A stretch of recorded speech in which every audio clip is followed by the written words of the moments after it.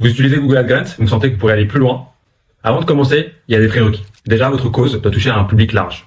Donc vous devez avoir un impact ou une présence à l'échelle nationale ou au moins sur l'Île-de-France, avec au moins 10 000 de recherches par mois mensuelles sur les mots-clés pertinentes pour votre association.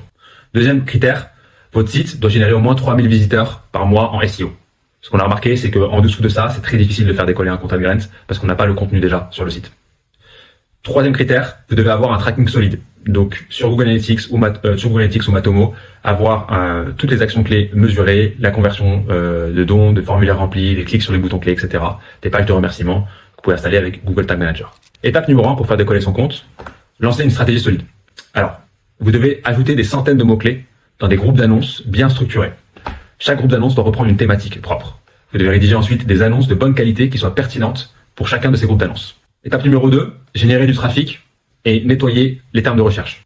Supprimez les mots-clés qui sont pas efficaces ou qui génèrent des termes de recherche non pertinents pour votre association. L'objectif dans cette étape-là, c'est d'avoir au moins 30 conversions par campagne par mois pour pouvoir nourrir les algorithmes d'enchères. Étape numéro 3, c'est d'atteindre les 10 000 $ par mois.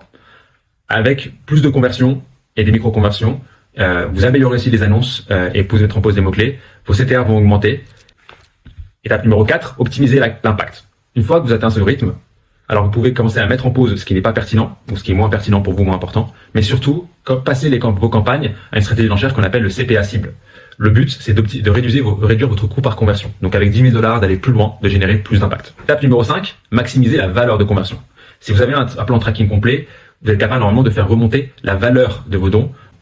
Une fois que vous avez ça mis en place, vous pouvez passer de CPA cible à une stratégie d'enchère basée sur la valeur, comme maximiser la valeur de conversion ou ROS cible. Si vous avez besoin d'être accompagné, d'avoir un coup de pouce, notre équipe est à la disposition pour faire des audits en pro bono.